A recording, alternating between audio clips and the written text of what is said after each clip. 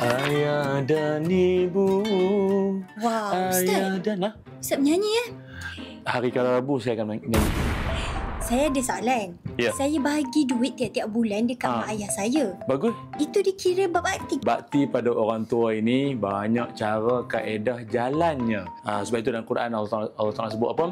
Pertama, sembah Allah, jangan syirikkan Allah, wa bil walidaini ihsana, dan berbuat baik, ihsan terhadap ibu bapa, itu adalah satu tanggungjawab seorang anak. Jadi seorang anak dia cuba untuk menyempurnakan dari segi material, belikan barang, keperluan rumah mak ayah dia, dan juga dari sudut emosi, mendengar rintihan suara hati mak ayah dia, salam balik, cium tangan semua, dan juga lagi satu aspek spiritual. Sebab aspek spiritual ni mungkin kadang-kadang ada orang dia terlepas pandang. Sebab apa? Sebagai contoh, dia mendoakan mak ayahnya, mengirimkan pahala bacaan ayat suci Al-Quran, buatkan badal haji. Lepas tu kalau dia buat korban kan, korban memang atas nama dia lah, tapi niatkan pahala tu untuk mak ayah yang telah tiada kan.